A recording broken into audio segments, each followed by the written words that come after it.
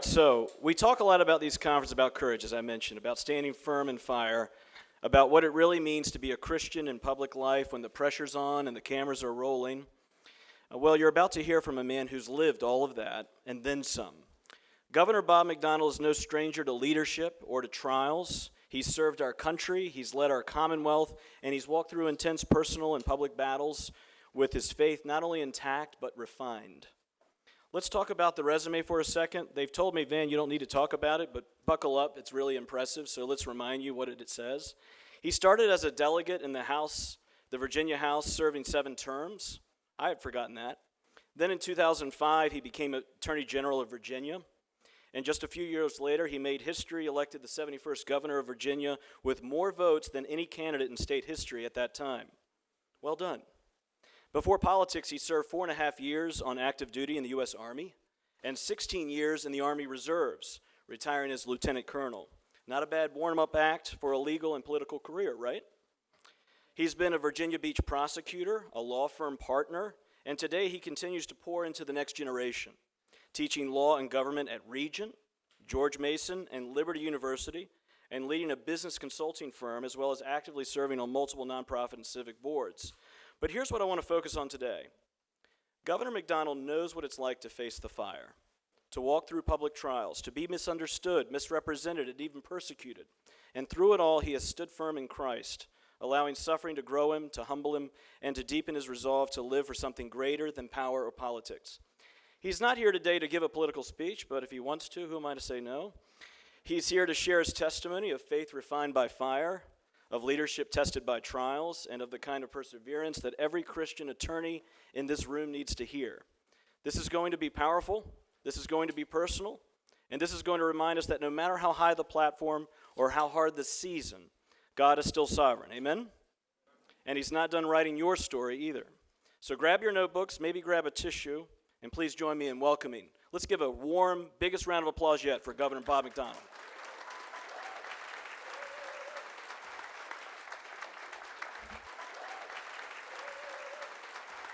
Thank you. It's always nice to get a standing ovation when you walk up. You never know what people are going to do when you finish talking. So I'm grateful for that. Van, thank you for the warm introduction. I hope you didn't overpromise and I underdeliver, but I'll do my best with God's help today. And what a lovely gathering of people of faith that happen to be lawyers as well from around the Commonwealth. I think this is the first of its kind. Right, and kudos to Victoria, to Bruce, to Josh, Michael, all of you for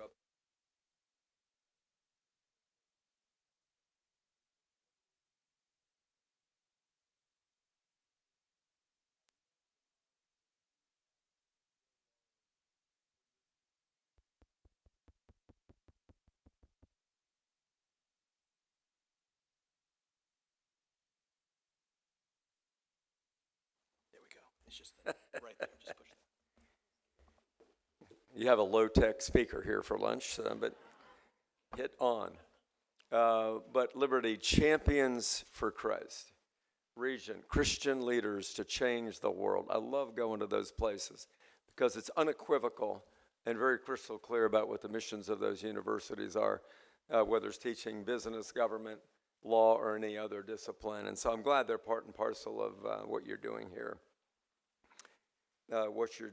Today. I know you've had some great speakers already with Attorney General Niaras and some of my friends from Regent that have already spoken, I think, on that last panel. And then, of course, you got a great panel of former Attorneys General this afternoon, all great people, great friends of mine, and I think it'll be terrific. So anyway, kudos to putting this on. This is an incredibly much-needed entity, the Founding Freedoms Law Center, and I'll comment on that in just a few minutes.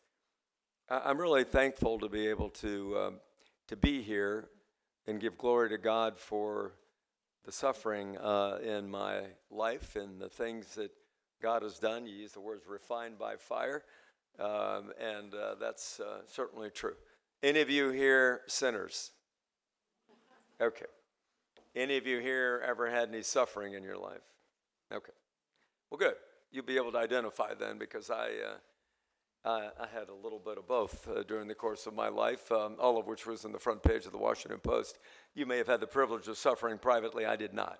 But much of what I'll talk about you've probably heard in some way. You know, I go a lot of places where they say, look, you can talk about anything you want as long as it's not religion or politics, right? That's what gets the family feuds going, but that's all I know about. So that's what I'm going to talk to you a little bit today as you're eating your sandwich.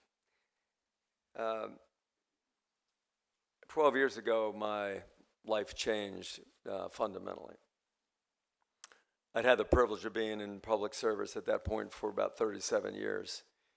And what happened on February the 15th of 2013 changed my life. I had 11 months left in my term as governor. And that day I learned, when I came home that Friday night and talked to my wife, she said that she had met with some state and federal agents, and they had asked her a lot of questions about a CEO that had helped with my campaign and some other things, and we had become friends with him, and she felt we were under investigation. And of course, at that moment, I was just in a state of just incredible disbelief. I thought of my mom and dad, both, buried at Arlington, my World War II veteran dad, my Texas farmer-grown mom who had worked for a congressman. And I actually thank God that they had already passed on to their eternal reward in heaven, and they weren't around to see that their son had been investigated for things that were happening while he was in office. About a month later, the Washington Post started calling regularly to people in my administration. I'm trying to govern and govern well. We're at the very end of the General Assembly session, and I know this is now going on. They called my press people, some members of my cabinet, and were asking about various things related to this particular business leader. On March 29th of that year, we got word that the story was going to run above the fold in the Washington Post the next day, making allegations about me doing things that were improper for the CEO of a publicly traded company, donor to my campaign. And that's when things really began to change. So Easter Sunday morning, March 30th, 2013, above the fold, there it is, the first of what would be about 20 above the fold articles in the Washington Post about this event. The night before, I had to call all the members of my cabinet, my kids, and let them know what I thought would be in the article, but not knowing for sure. When that story hit, it was like just an absolute gut punch. I'd spent time always on the right side of the law. I'd been an Army officer, a prosecutor, attorney general, a lawmaker, and then governor, always focusing on public safety as my top priority. And now the government of my country that I'd served for 38 years seemed to be investigating me for things that I had done improper with the power of my office. I knew with all my heart that the things that were written in that story were largely factually incorrect, and even worse than that, the conclusions were categorically wrong, and yet there it was for the world to see in the Washington Post. So I was shaken to the core. I hired the best lawyers I could from Jones Day in Washington, D.C., and from Holland and Knight, also in Washington, D.C. John Brownlee, former candidate for attorney, but more important, former U.S. attorney for the Western District of Virginia, became my lead lawyers. It actually got to be funny after that, because about every Friday at 3 o'clock, a new call from the Washington Post saying, we're going to run with this story. What do you have to say? Obviously telling me that there was an avalanche of leaks between the federal government and the Washington Post to be able to put the worst possible light on this, and perhaps even with an eye on tainting a jury pool. I did my best to be able to continue the duties of the office, but I tell you, some days all I could do was go into the office, have a staff meeting or two, and then go back the short 50-yard walk to the governor's mansion, lay down on my bed in a fetal position and just sob and say, my God, why have you forsaken me? That's all I could do that day. But over time, the Lord would strengthen me with assurances that all would be okay. I went on a trade mission trip to the foreign countries of California and China that spring, because the thing I loved doing was helping to create jobs and opportunity for people in Virginia and tell them the story of our beloved Virginia and why people should do business there. It was while I was in China I learned that the federal government had impaneled a grand jury to take evidence in the case. It was at that time, too, that the investigators were constantly interviewing people in my cabinet, heads of agencies, members of my family, and letting them know that if there was cooperation with me or the hint of anything false that they said, that they too would be under the limelight and potentially prosecuted, which made for a very difficult last 9 months of the administration.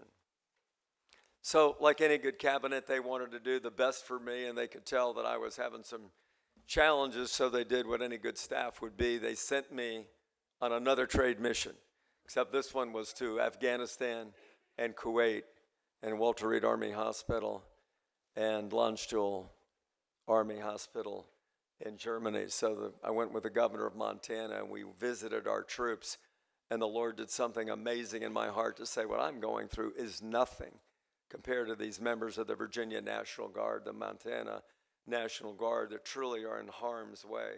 Whatever's going on in my life, it will be over and it will be okay, whatever that meant at the time. But these young men and women that were sacrificing for freedom were people that I was in awe of, and it just gave me such courage that my little light and momentary troubles, as Paul would call them, and tribulations would be okay at some point. I remember God telling me, do a couple things that will actually help yourself. Work out every day, eat right, sit and let the sun shine on your face, and let those endorphins work to make your attitude a little bit better. But in all things, walk close to me and give glory to me for all of the things, suffering or good, that come into your life. So I started a little Bible study with members of my cabinet, members of my family and friend community, and even a friend who was a judge, and we met every Wednesday morning, and we prayed for the prosecutors. We prayed for my family that all would be good. And God gave me amazing wisdom. At that time, He really gave me the foreshadowing of what my next 3 years would look like. He gave me Psalm 35 after a man who I had followed his heart for years, and that was King David. No matter where he went, his enemies were after him. And there was much injustice from those who would rather not see the boy king succeed. And in Psalm 35, it says many things. Sing my praises in the great assembly. Contend for me, my Lord and my God. Arise and wake to my defense. Vindicate me in your righteousness, my Lord and my God. I knew that this was the scripture for me. I did not know how the story would end, but I knew this is the blueprint, the guardrails of how it would go. So I was amazed that the rest of this administration went on. None of my cabinet members left. A couple had great jobs that they couldn't refuse by November, but every one of the cabinet members, other than that, stuck with me every step of the way. They were faithful. They were loyal. They were hardworking. We were not going to let the rascals win, and we were going to do everything we could to finish strong And thanks be to God for the incredible fidelity of the cabinet that the Lord gave me, the 12 apostles, as I call them, who hung in there and did such great work in the closing days of the administration. In November of that year, we asked for a meeting with the Attorney General of the United States for our lawyers to go and meet with him. He refused, but permitted a meeting with the Chief Deputy Attorney General. We were also not able to get a meeting with the head of the Public Integrity Section of the DOJ, a gentleman named Jack Smith. You may have heard of him.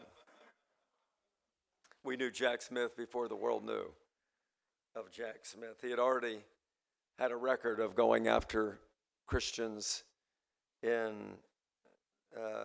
authorizing Lois Lerner at the IRS to provide us additional scrutiny for conservative groups. He'd gone after John Edwards and Chris Christie and other high-profile officials. And ultimately, he would have to be the one to approve the prosecution. So my lawyers went in November of 2013 and gave a 40-page legal memo to the Department of Justice explaining why there was no violation of the law and the facts did not add up to a case that should be prosecuted. And 2 days later, there's a front-page story about everything that happened in that meeting in the Washington Post, the confidential meeting that we had. I left office in January, on January 11th, after a very smooth transition with Terry McAuliffe. We wanted him to succeed. He hadn't been in business and government before, and so it was a very good transition.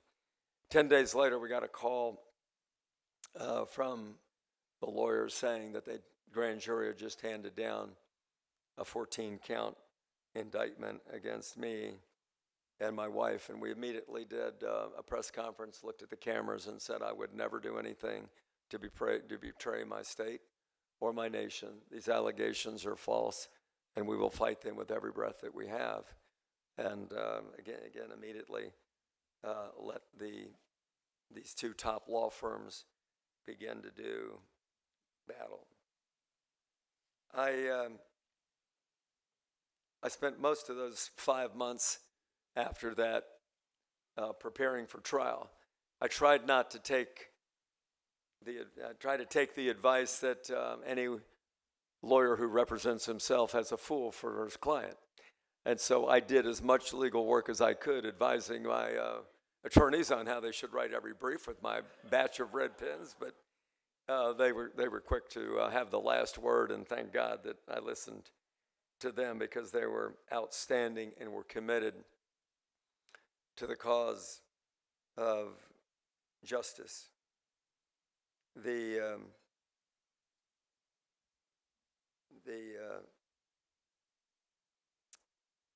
case began and was set for late July. It was a 6-week trial. I spent a lot of time practicing my testimony because it was clear to me that I had to be my own star witness, even though I thought the facts were wholly insufficient to rise up to violations of the Hobbs Act, the Honest Services Wire Fraud Act, or the other acts that were instigated or alleged by the government. We had received over 5 million documents in discovery from the government, and in 5 months had to put together the defense and the case in chief that we would present.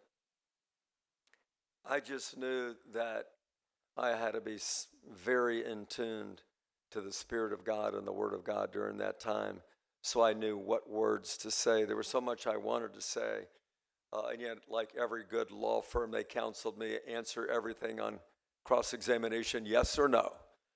Don't tell any more, although I had so much that I wanted to tell. The trial began on June 28th, ended on September the 2nd. By all accounts, the evidence had come in well. The jury instructions we got, argued by Noel Francisco of Jones Day, were not good. They left out major elements, we thought, of the offense of both honest services wire fraud and the Hobbs Act. They had to prove a quid pro quo. We readily admitted a quid, gifts that we had lawfully received and had reported fully in our state government forms, but vehemently denied there was no pro, and there certainly was no quo, which is doing an official act in return for the provision of resources. On September 4th, I had moved into the rectory of St. Patrick's Cathedral. Now, this is really a little deja vu because this room right here was actually part of my war room for the trial. And every day we'd walk the 2 blocks down to the federal courthouse. So here I am returning to the scene of the non-crime right here at the Hilton Garden Inn in Richmond. So it brings back memories good and bad, but I had moved in with my pastor, Father Wayne Ball, at St. Patrick's Church, where I could look right across at St. John's Episcopal Church, the place where Patrick Henry gave the immortal "Give me liberty" or "Give me death" speech, and I was inspired by the spirit of our founders to be able, in my own case, to be able to fight for what was right and true. We were 24 strong in that church when we heard the jury had come back. We raced to the courthouse expecting an acquittal, and I sat there, and through the tears I listened to 19 counts of guilty. Only later would I laugh at the fact that there was a bottle of wine named 19 Crimes that I would buy on occasion just to laugh about the coincidence. When things are not looking good in your life, you got to lighten your load and focus on a couple things. One is the 2 great commandments, and 2 on humor. Find the humor in everything. If you can't find anything funny, look at the mirror, and the humor will be there. My sentencing was set for January 6th. I had a January 6th before there was a January 6th. We had 4 months to get ready. We had to decide whether we should ask for a motion to recuse the federal judge who presided over the case, because I had not thought about it until that period of time, but I was instrumental in being sure that his wife was not a circuit court judge or a Supreme Court judge. When I was a member of the General Assembly some 15 years earlier, but we thought that should not dissuade us from going through with the person that had heard the evidence in the case. We submitted 450 letters. We had 8 witnesses, including the one and only L. Douglas Weiler, to be the sentencing witness. The sentencing went well. The government asked for 10 to 12 years, and the judge apologized as he sentenced me to 2 years in a federal penitentiary for a crime that I knew in all my heart I did not commit. And ladies and gentlemen, that's when the cascade of miracles in my life really began to appear, and the hand of Almighty God became self-evident in my life. Because although it was one of the worst days of my life, I realized that over that last 6 months, I had an opportunity every day to give 4 press conferences, one on the way in, one on the way out for lunch, one on the way back in after lunch, and one on the way out. In every press conference on something like this. I would rather be tried in the United States of America than any place on earth. I have great faith and confidence in the American legal system as the best place on earth to be sure that justice is done.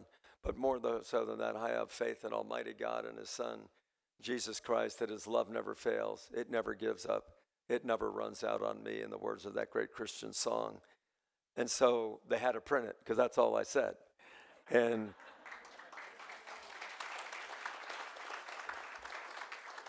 the more I said it, the more I was full of belief and faith that all would be okay.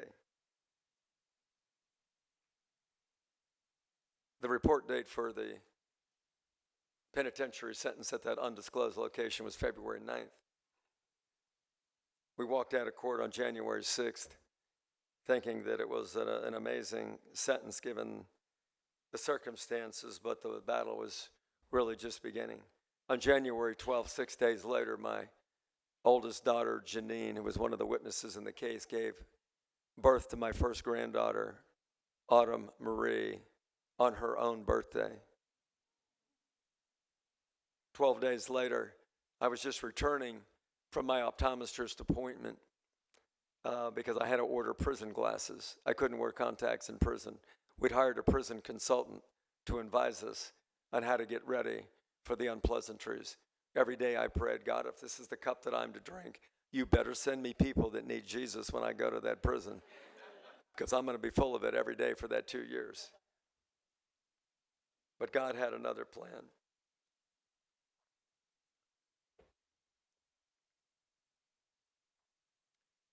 On January 26th, I was coming back after ordering those prescription prison glasses, and I got a call from my lawyer who said, you just got bond pending appeal from the Fourth Circuit. And of course, I was rejoicing. I called my optometrist as my first call and said, cancel those glasses.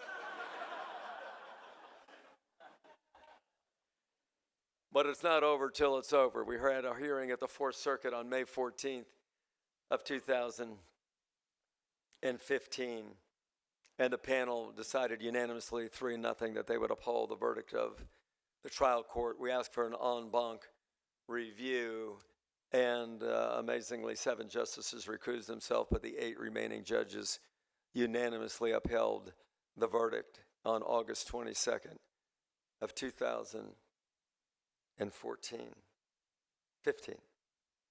But then history would repeat itself.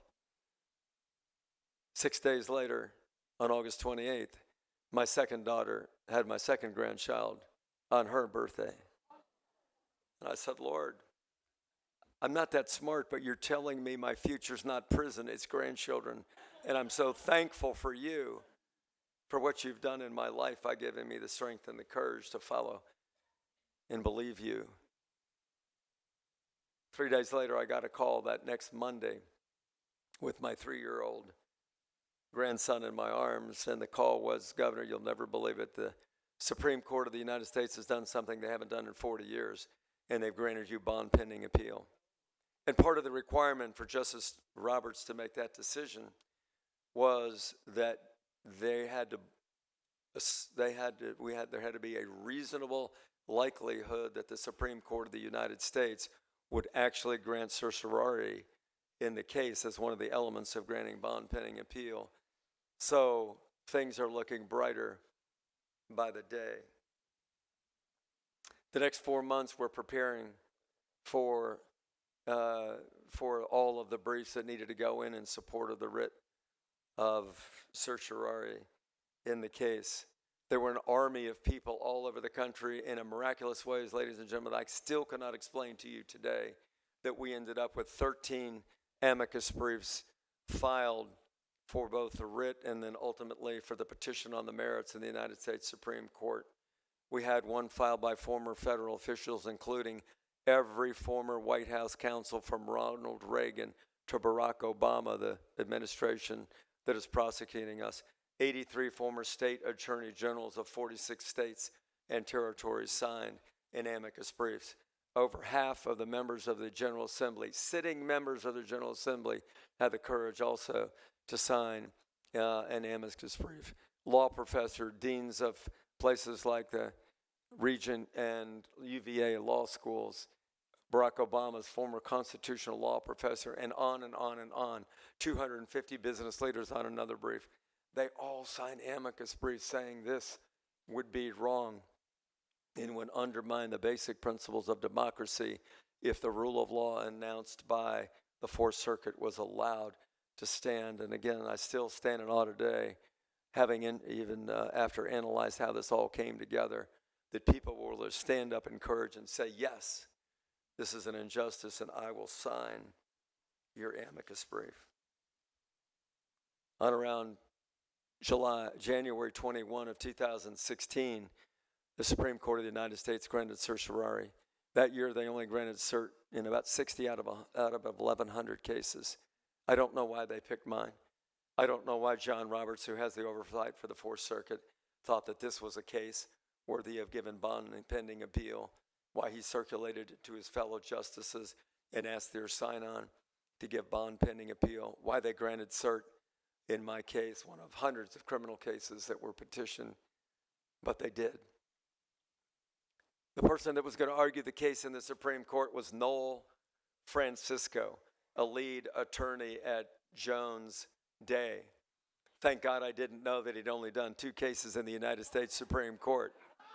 Thank God I didn't know that the Solicitor General who argued the case for the government, Michael Dreeben, that was his 100th argument in the Supreme Court. In fact, they called him up after they tarred and feathered him in oral argument and gave him a little plaque for being the 100th anniversary of his first argument in the Supreme Court. Noel Francisco was a clerk for Justice Antonin Scalia. Justice Scalia had written all the great cases of why the Hobbs Act and why honest services wire fraud acts on their face were unconstitutionally vague. I thought, this is great. I'm going to get some home cooking with one of his clerks arguing the case. Justice Scalia is going to be my champion. 30 days later, on February 13th, Justice Scalia dies. I thought, my God, why have you forsaken me? Who will be my champion now? I didn't know.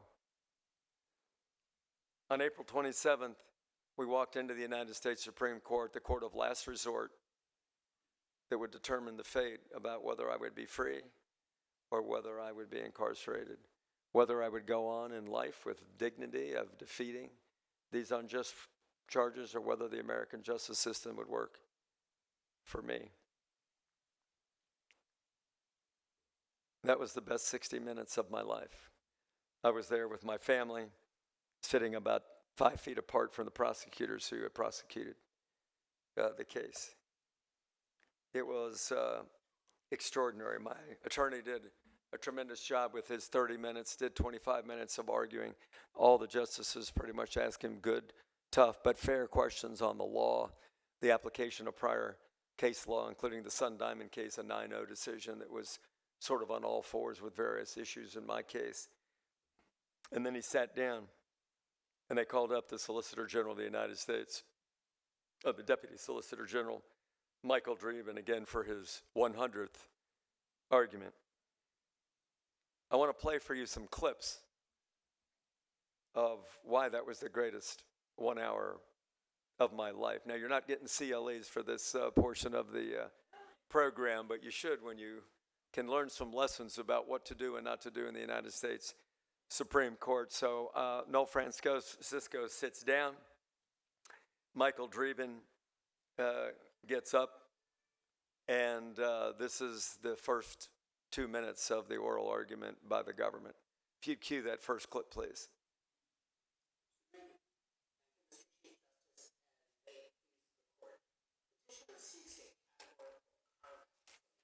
This is Michael Dreeben.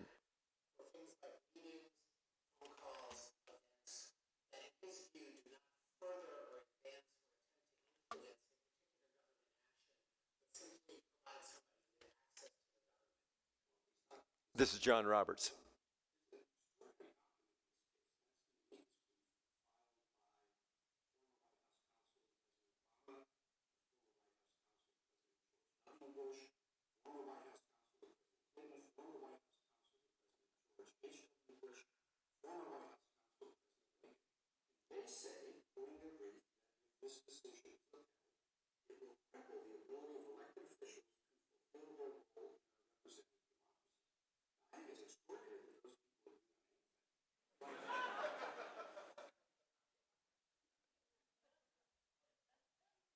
So that's not a good start to your argument, basically, when your laughter muffled the laughter in the courtroom. You know, it was very tense up until that point.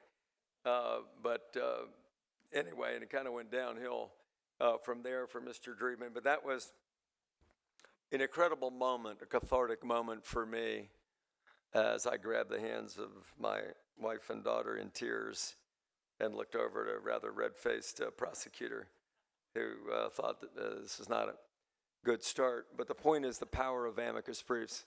Legal arguments can be like a political campaign.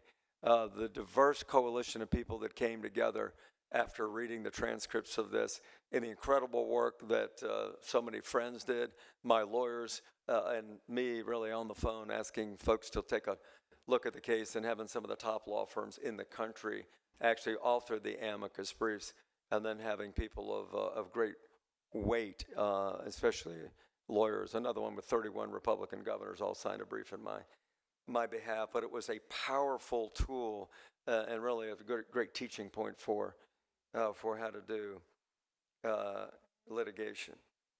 So then I'm still wondering, I thought John Roberts might be my champion. And with him jumping in like that, I thought, Lord, thank you for giving me the champion. But I was wrong. Clip 2. Stephen Breyer.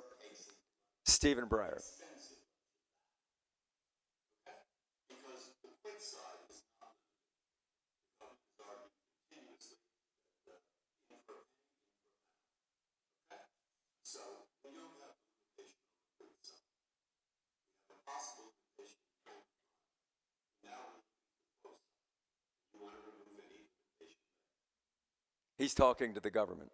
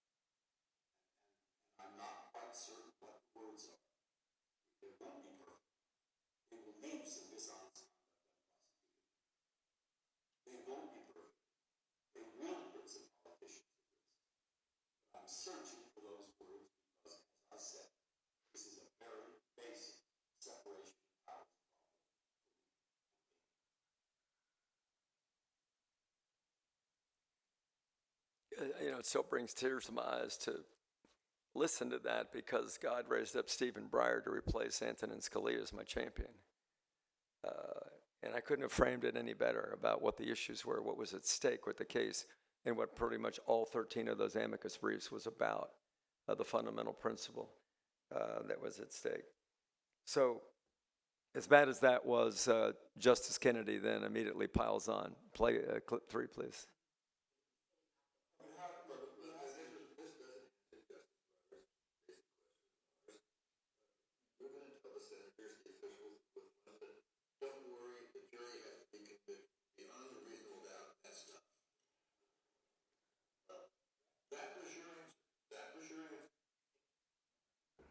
So you can see how the argument's going for the government at that point. And Breyer joins back in and does another couple minutes of lecturing, basically saying, what's the test?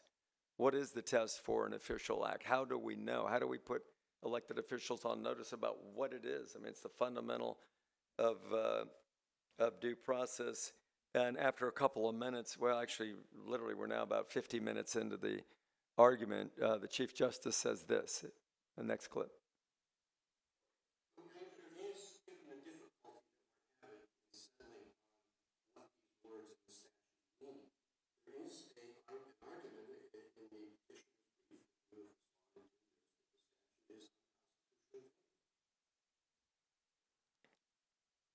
So he pursued it a little farther. Ultimately, they did not strike it down on facial unconstitutionality, but a variety of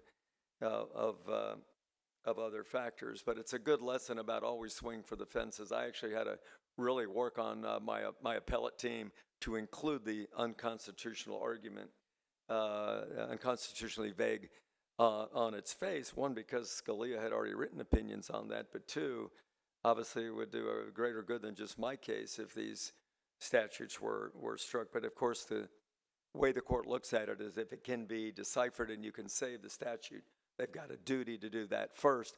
And so they decided it under other grounds, but they wrote a lot about both federalism and unconstitutional vagueness in Justice Roberts' opinion. Now, this is a little bit of levity, and then we'll move on.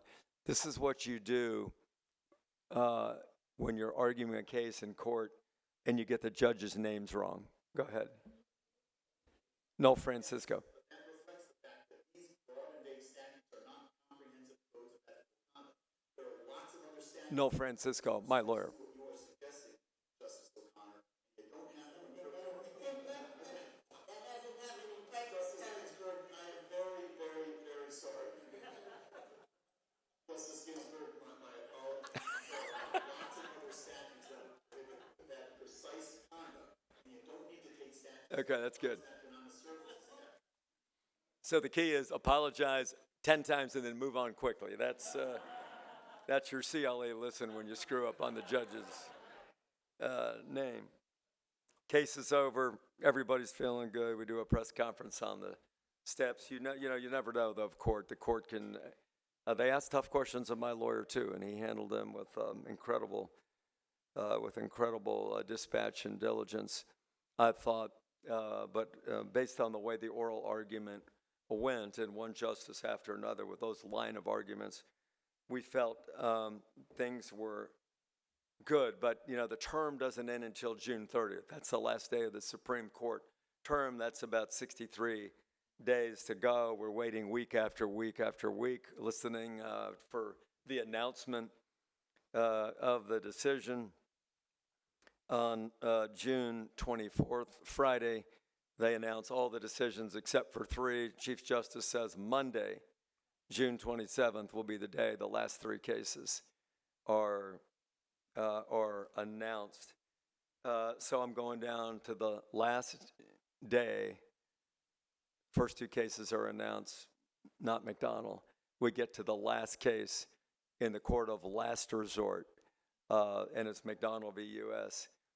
And when I say Chief Justice Roberts grabbed the microphone and announcing the decision that he wrote and saying that it was for a unanimous court, I mean, all I could do was sob and get on my knees and give thanks to the Lord for the miracles that he had done, from getting beaten by the district court, the Fourth Circuit, but then to have a unanimous victory in the U.S. Supreme Court was beyond anything I could have contemplated, and raising up a champion.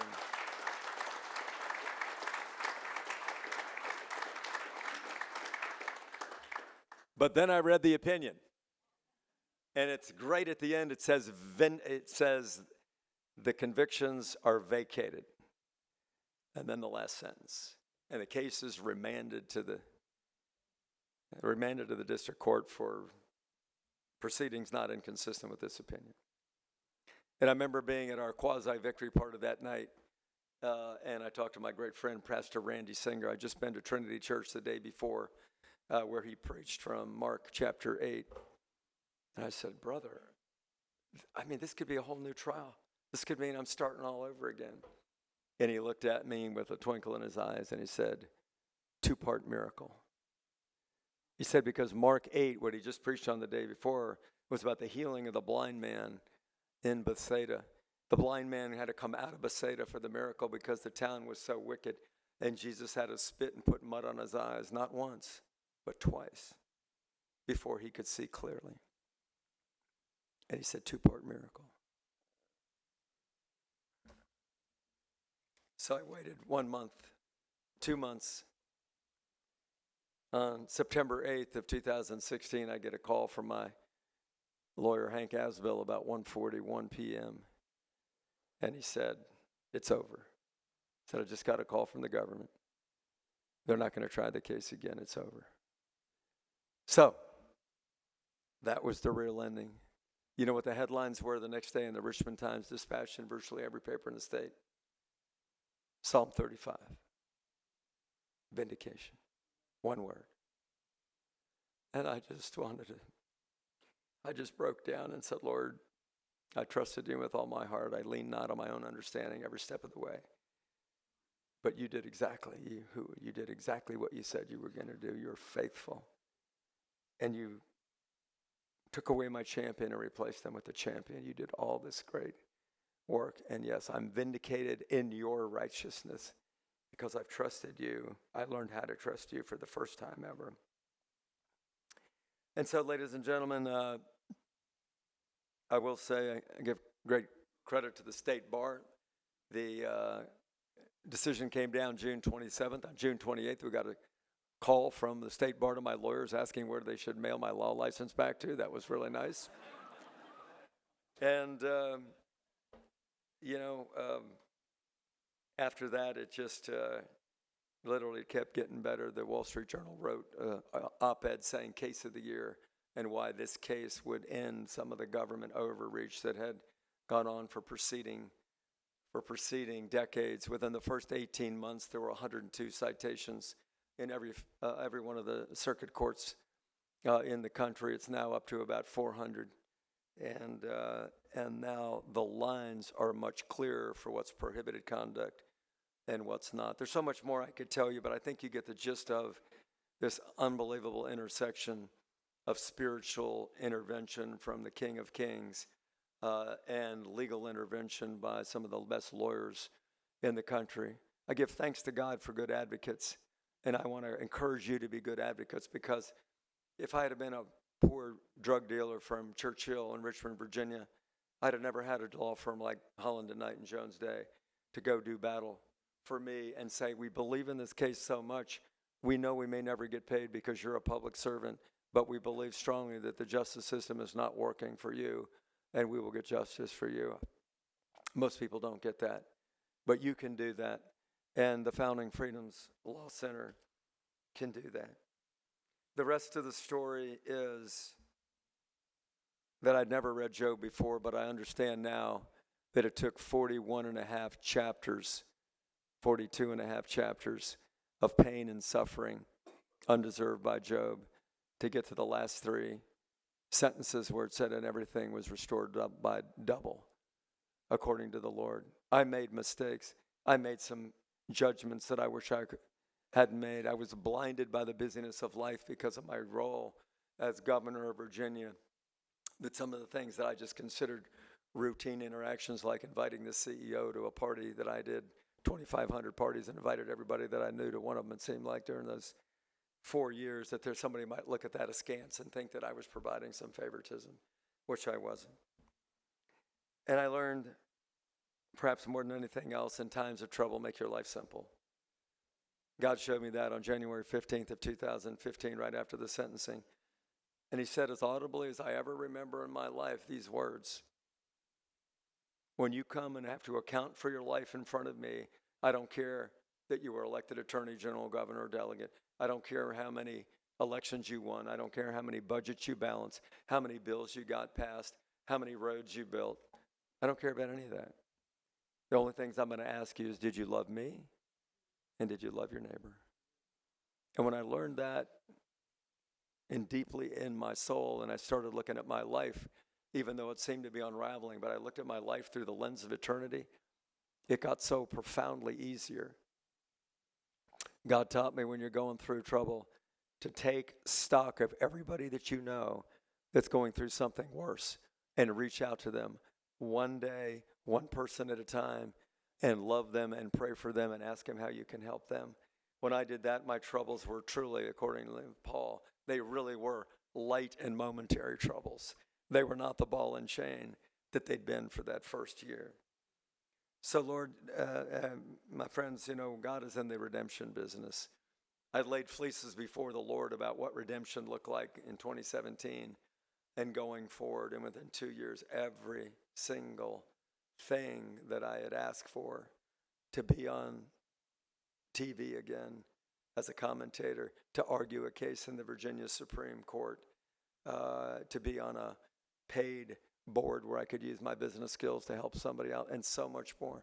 Every one of them was done, and I didn't do one thing to make those happen. God is a God of incredible redemption and power and love and mercy. And yes, my third and fourth grandchildren were born on the same day. They were twins, and they were born on their grandmother's birthday. And the next one was born on the 4th of July, and the next one was born on Palm Sunday. And God kept winking at me to say, I told you so. And so here I am today, being able to share my story with you Christian attorneys on behalf of the Family Foundation and the Founding Freedoms Law Center. And I just want to give you encouragement to be strong in what you do. As lawyers, you meet people at their lowest moments in life. They've been charged with a crime. They're going through a divorce. Somebody sued them and threatened to put their business out of business. You have the chance to do unbelievable things. And we're not just counselors, we're advocates. Just like the Holy Spirit is an advocate to us, to God the Father Almighty. You are advocates. What a privilege it is to be advocates. And reaching people at the lowest moments of their life, you have a chance to be a minister. Romans 13 says that the civil ruler is a minister of God to do good. Whether you're a governor, whether you're a barrister, an attorney at law, you are a minister. What a privilege it is to do that in your practice. So when you see wrongdoing, you see injustice, don't shrink away from it. Run to the battle like a Marine. Run to the flames, run to the fire, and just know that the Lord has your back.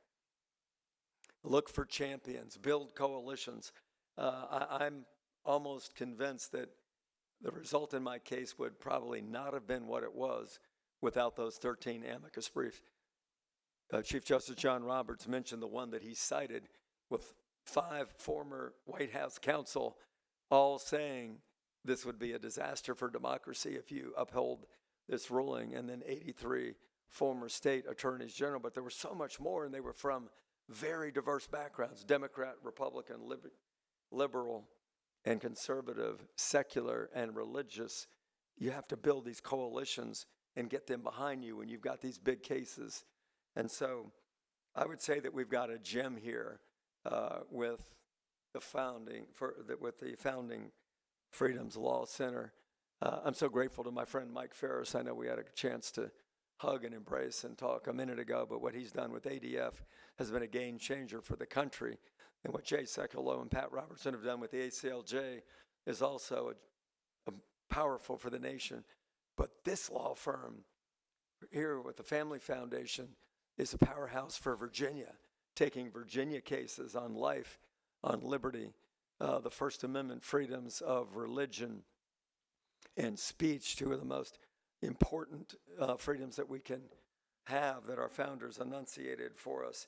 And so there's so many other battles in the area of life and the transgender issue, the healthcare and technology areas. Whatever's permissible whatever's possible scientifically may not be permissible in the eyes of God. So we need advocates for these positions as well. So I just want to take this as a point to say that, God is a God of justice. If you are zealous advocates in righteous causes, God will give you the strategies and the words to say and the way to go to victory. So I'd ask you to, tell your clients, tell others about this Founding Freedoms Law Center. Find cases that you can send there where they can do their work. Find people that are willing to donate to this cause so that this ministry can grow and be expanded. Some of you want to be in this fray. Well, be volunteer. Do some of your pro bono hours with ADF or ACLJ or the Founding Freedoms Law Center, where you can actually make a difference and work with people like Josh and Michael and others who are in the battle for our founding freedoms every day and do such great work. So I'm just going to conclude by saying thank you. It's been a joy to tell you a little bit of my journey. I haven't done it often. I've never done it in an audience of Christian lawyers. I thank you for indulging me and letting me play a few clips from the great day of my life. But the American justice system truly is the best place on earth. There's no other place that I would have wanted to be tried. This is a land and a nation where people are crawling over broken glass, risking their life to escape tyranny in their home countries, to come here to the United States of America, to gaze at Lady Liberty, to celebrate the things that we now have sometimes taken for granted for 250 years now as the oldest democracy, the greatest democracy. But it's up to you, the lawyers, to keep those freedoms alive. You remember the words of Shakespeare. First of all, kill the lawyers, right? Because they're the ones that advocate against government for what is right. Thank you very much. Wow. Governor McDonnell, you were humble in your comments on my introduction. It became not only the most memorable moment of the day, but one of the most memorable talk speeches of our lives. Thank you. Let's give another round of applause.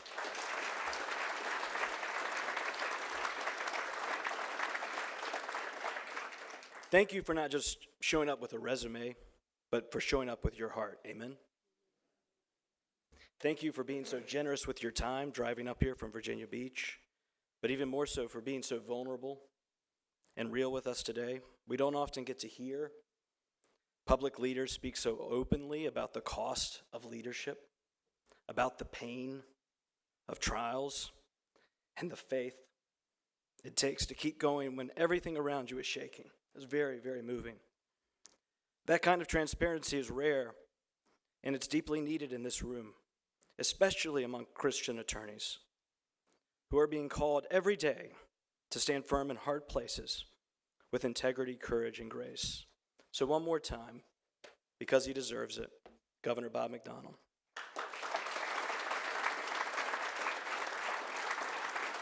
Now, I put my arm around him because I'm reminded, as he references the 42 and a half chapters of Job, that all of Job's friends, they were right when they stood beside him and said nothing, but as soon as they started opening their mouths, that's when the trouble started. So I just want to put my arm around you, brother, and just say thank you.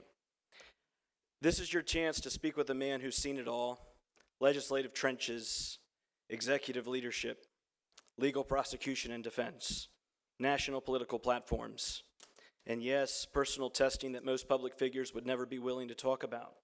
So don't hold back. This is a time to ask thoughtful, bold, and even personal questions, whether it's about faith and politics, resilience under pressure, or how to finish the race well when the world seems to be against you. This is a rare opportunity to hear from a seasoned, experienced, and wise public servant. It's great to hear from you today, Governor. Questions? Question? Comments? Insults? Yes, sir. How is your family held up? It's been hard, I have to say. My marriage did not survive the ordeal, and I do grieve that every day. But my kids are well. My last son just got married last weekend, so I give glory to God for that. But that was the hardest part, when we started praying for the prosecutors, and I started thinking of other people every day and not my ordeal, that burden, I told you, got so light. The only thing that gave me anger, honestly, was the ambush interview with my wife, the targeting of my kids, having them appear before grand juries, try to separate my friends, my cabinet from me. Those were the times that I have to say I had some anger. But I've got 8 grandchildren now, Lord willing, after this new marriage, a couple more on the way in the near future. We're Irish Catholics. That's what we do well. We have kids. So I thank you for asking. We have a deeper bond because I think all my children now know that they they can pretty much handle anything, whatever comes along. We've had, cancers in the family. Last year I had cancer, and then I had a little heart ailment, but that's nothing. That's, light and momentary troubles after going through this ordeal. This really were the times that tested our souls. And for the most part, we came out, I think, very well. My kids are so much better now at handling adversity. They're all successful in what they do. They're all now happily married. There's some scars that are going to take a lifetime to heal.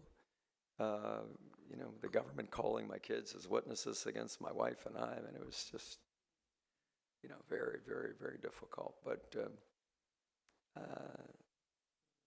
when I got to chapter 2 of Job, I thought, my stuff is nothing.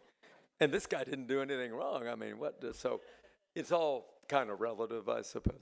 The good thing I didn't read the newspaper, didn't watch any news for literally 2.5 years. I knew it wasn't going to be any good. I didn't want to watch it. I didn't want to see it because I just had to focus on the matter at hand. Didn't have a drop of alcohol for all that time. I just I worked out almost every day. I mean, I really had to get my spirit, my body, my life in shape so I could still be a good dad, a good father, and try to bolster my kids, because it wasn't just me going through it. It was all my family. It was all my friends, all my donors, all my cabinet that stuck with me all the way to the end because they believed in what we had accomplished those 4 years. So thank you for asking, but it's overall, God has been incredibly good and merciful along the way.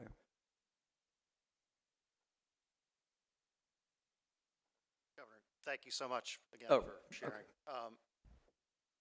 My question is to do a little bit with law, a little bit with forgiveness, because I'm not aware, maybe something that I just didn't follow closely enough, but did you ever pursue any kind of malicious prosecution, or did forgiveness play any role in that, or?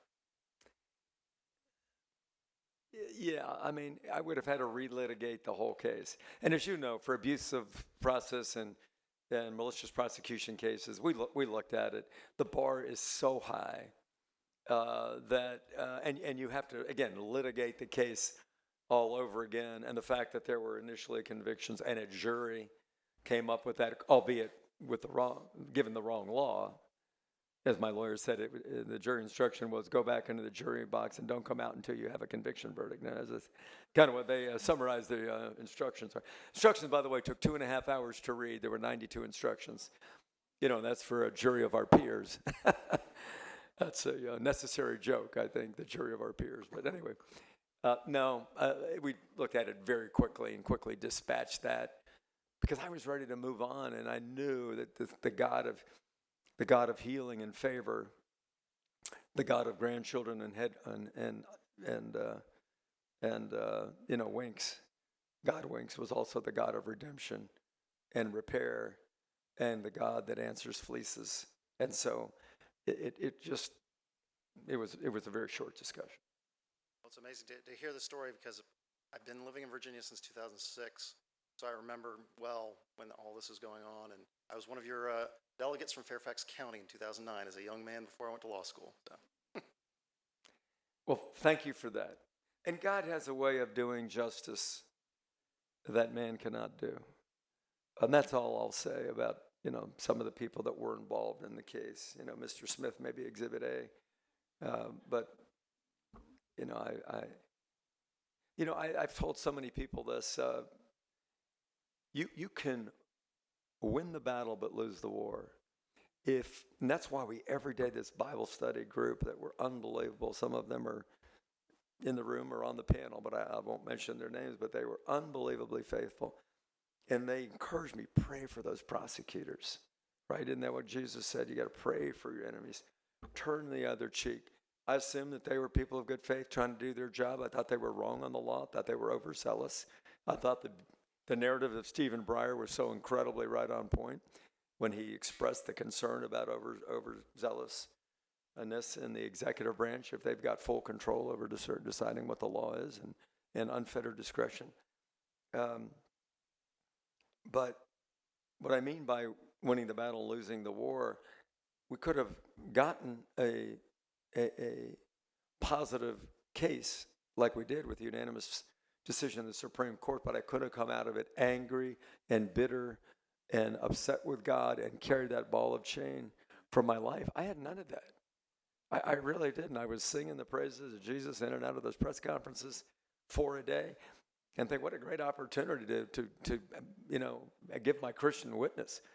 If I'd have been dowered down and speaking evil of the American justice system, I'd have been no ambassador for the Lord. So I mean, that encouragement from this Bible study group and Psalm 35 and going to Afghanistan with our troops, I mean, that just bolstered me so much. I was ready for the battle, and it just really made all the difference in where I am today.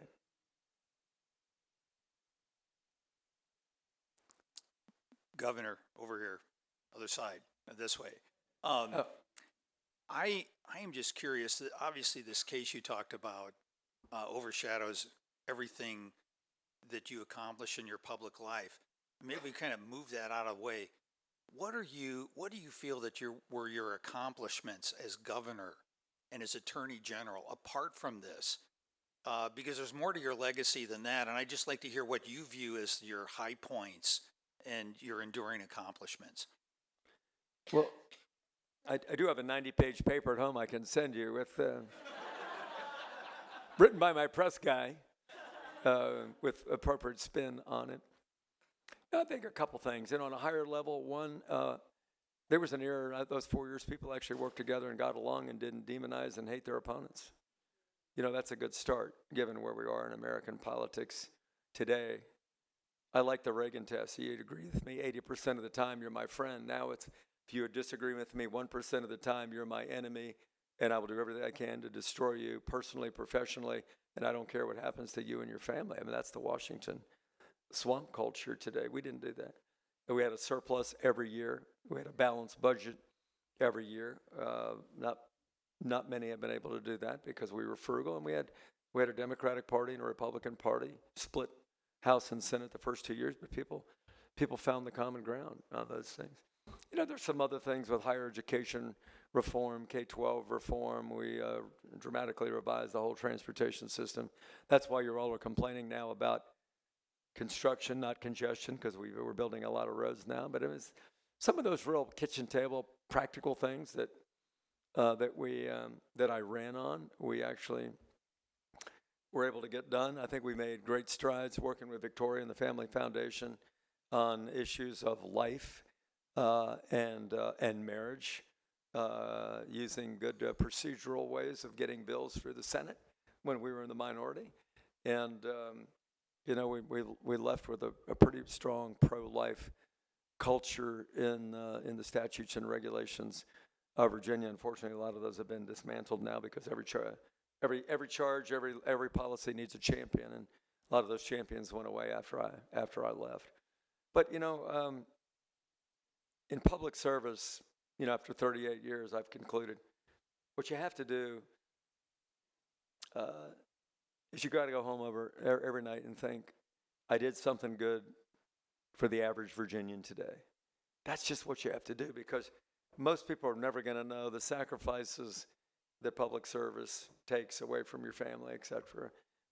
And most people don't care about a lot of things like keeping the trains running on time in a professional way and cutting down the permits times in half. They don't care about that. It's all the sizzly stuff of the social issues that get all the attention. So I think that if you're worried about building a resume, based on your accomplishments, you sort of misplaced the whole idea of public service. And I just think we had the kind of team that just wanted to get good results and do the greatest good for the greatest number every day. That's what we try to do. Okay, I know we got time for one last question, and then we're done. All right, I wanted to focus on a different part of leadership in your life, your fatherhood, and just ask a question. Many of us are fathers and mothers in this room, and we face social issues a lot where it's difficult to tell what's true, what's not. You lived through that. As you walked through that, how did you talk to your kids about it? Afterwards, how do you talk to your kids, your grandkids about that? Because we're all fathers, mothers, we deal with legal issues, sometimes criminal, sometimes civil, that our kids will ask us, You know, are you the good guy here or the bad guy? And it's not always that simple. How did you talk to your kids about it? Wow. Any other questions?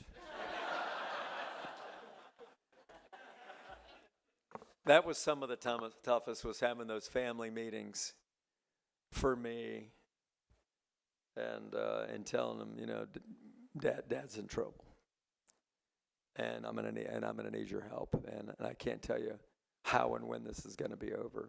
I had no answers in those early days. So when you're in that position, you just tell the truth, the very best you can with age-appropriate information. My kids were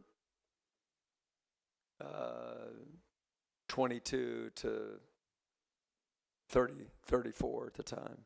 So they were all adults. And so I could give them pretty much the unvarnished truth about the allegations, about the general strategy, about what the process was going to be. And the younger they were, the harder it was. The ones that were, at that point I had two already married. Nobody had kids, but the ones that were married and had their own sort of professional lives were better. My youngest, they were seniors at UVA. And, you know, it was really hard for them that last year at UVA, dealing with some of their peers. You know, they were pretty good about never telling anybody that I was governor anyway. I don't know if they were embarrassed or just didn't want, or they were just, you know, didn't want anybody to think they were playing favorites. I think it was a little both. But anyway, when I, you know, was front page of the paper all the time, they got unnecessary and undeserved scrutiny. And that was really one of the hard things for me. So, you know, those old maxims we all learn as kids, you know, honesty is the best policy. I think that applies to your children. And maybe that's a great last place to close. Nobody asked this question, but I want to give you this advice. And that is, the only way you can be really good ministers to your family, your friends, your clients, and others is you first got to take care of yourself. I mean, we're talking about the golden rule, but you got to remember all parts of the golden rule. Love your neighbor as yourself. So if you don't start with self-love, self-care, self-worth, self-balance of work and life, you're not going to be able to be that loving neighbor to somebody else and honor the golden rule as Jesus laid it out. And so one of the big things, and this is very practical advice, and lawyers need to hear it, and politicians perhaps more than anybody, right? Because there's always another fundraiser, another case, another client, another deposition. You know, you could work day and night, and there's nothing left over. There's no gas in the tank when you get home. And that's part of the reason that, you know, I had to answer your question the way I answered it, because I got my priorities out of whack. The only commandment I thought I probably didn't violate was the first commandment, until I actually thought that work can be worship, and work can be an idol also, especially for you lawyers, us lawyers. So here's the big four, and I'll leave you on this, but I want you to remember, because every chance I get a chance to speak to high-powered people, you know, governors, elected officials, I think this is so important to say for your own well-being. And that is, I've read a book by a guy named Chancey Crandall. He's a cardiologist in Palm Beach, but he's also the vice rector at Regent University. And what I gleaned out of his advice, he puts medicine and spirituality together. It's a good read. It's called the 90-Day Heart Cure, but the bigger point is this. The 4 things you can do to cut down on chronic disease and give yourself a much healthier ability to thrive and therefore be good for everybody else in your life. Good exercise, good diet, good sleep, and good stress relief. If you're not doing that, you're not doing the whole part of the golden rule bargain. You have to love yourself, which means taking care of the temple of the Holy Spirit, this flesh and blood that we've got. And you do that well, you're going to be so much better. So that's some practical advice that I got out of it, because the more I did that early on, the better I was in handling the daily pressures of working with the lawyers and getting ready for 4 days of cross-examination, et cetera, et cetera. I've really considered this a privilege to be with you today, to be able to give some of my testimony. Go be great lawyers, great advocates, great counselors. Be good referral sources for the Founding Freedoms Law Center, and let's continue to do great things to keep this wonderful gift, the United States of America, 250 years young. Keep it the shining city on the hill. Thank you. Thank you, Governor. We appreciate it. We're going to take a brief break, and we will be back in about 10 minutes. So quickly take your breaks, call the offices, and thank you again, Governor, for that amazing talk.